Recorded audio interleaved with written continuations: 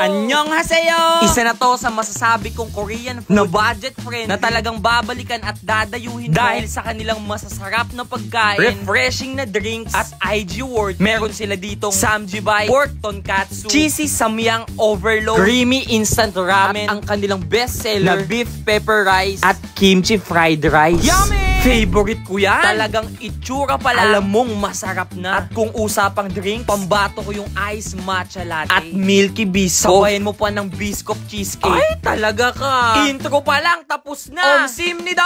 Anong trip natin dyan? As usual, basta ako may trip na. Napadayo nga ako dito sa Mikendo Asian Avenue. Dito sa 181 National Highway, Binyan, Laguna. Malapit sa St. Michael. Katabi ng Pegas Gasoline Station. At halos katapat ng Ningnangan. Along the highway lang to, kaya mabilis mapuntahan. Searchable din sila sa map. Pagpasok mo pa nga lang dito, talagang mararamdaman mo na kung bakit ka na iniwan.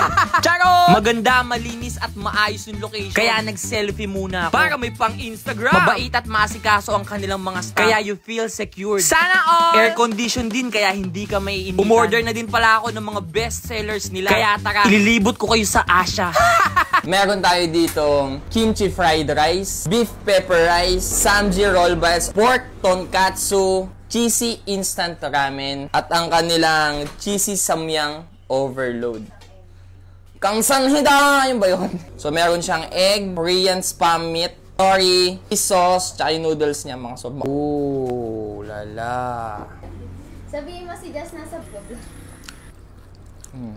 Ooh. Ito naman mga sob, yung kanilang creamy instant ramen. May 4 na Korean spam, toge, cabbage, spring onion, mais. Ooh.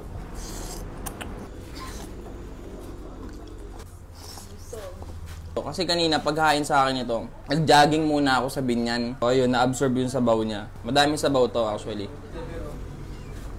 Panalo. Ito naman yung isa sa bestseller nila, pork tonkatsu.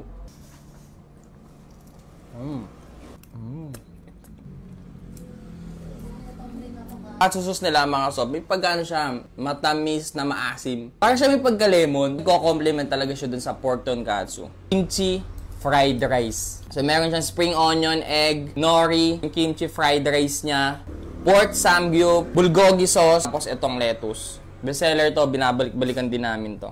149 pesos lang.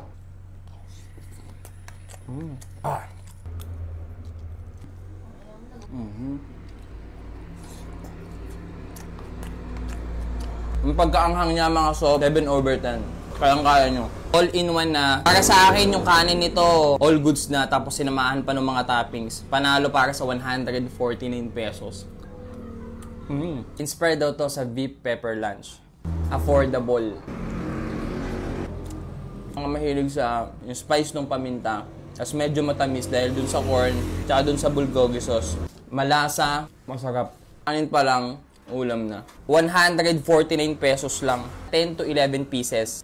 Panalo. Order din kayo ng kimchi fried rice, tapos merong samgyup roll bites combo. Sarap.